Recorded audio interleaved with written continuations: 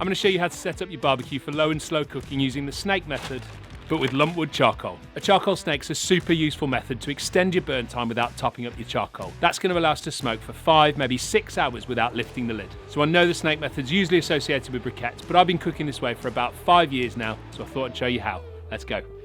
With this method, we'll always have the lid on, but for the sake of filming, let's take it off. So you can see we've got loads of charcoal left over from our last cook, and it's absolutely fine to use that in the snake. First thing we need to do is fill a small chimney starter. We'll use about 1/3 to 1/4 of a large chimney starter. The old lumpwood's perfect for this part.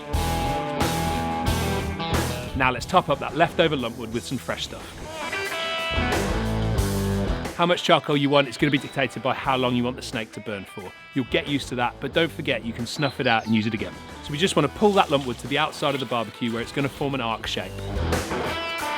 You can see here we've got a nice consistent run of lumpwood charcoal around the outside of the barbecue. Now we're going to light the chimney starter and we'll tip that out at one end of the snake. That's going to be the start of our fire. So chimney starter's lit, and all we're trying to do is give this charcoal a head start. We don't want to see flames shooting out the top of the chimney.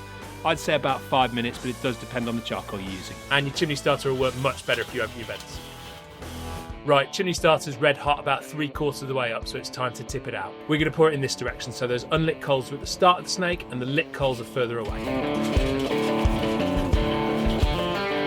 So we've got a lovely hot fire at this end, and that's going to propagate all the way around the snake without us opening the lid. First chunk's going to go right on that active fire where it can start smoking straight away.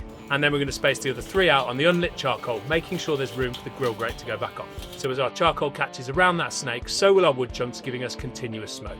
Right, let's get the grill grates back on and the lid back on and start controlling the airflow. As I said at the start of the video, I'd normally have my snake on that side of the barbecue, so the first fire would be over here. So for now, I'll put the lid on with the temperature probe over the opposite side to where the fire is, because I don't want that temperature reading to be influenced by being directly above the fire. My top vent is half closed and my bottom vent is almost completely closed.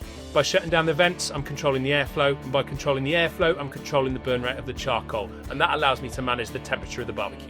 I'll leave the vents exactly where they are until I start to see the temperature dial dropping, and then I'll open them slightly to try and stabilise the temperature. For low and slow, we want to be cooking at about 110 degrees C, and we can measure that with a pit probe, or we can aim for about 150 on the lid thermometer.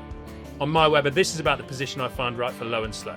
For hot and fast barbecue, we want to be cooking about 150 degrees C, and again either measure that with a pit probe or aim for about 180 on the lid thermometer.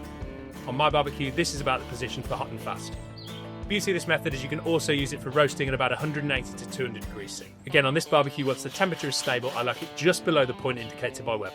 I'm going to stabilise this for hot and fast because I've got a spatchcock chicken I want to cook. So I'm going to smoke it, and then I'll get the coals raging at the end to give it some colour. That's the snake method for lumpwood charcoal, which is a super useful tool if you don't like briquettes. Please drop any questions in the comments and give us a subscribe to follow along with our Barbecue Basics series. See you soon.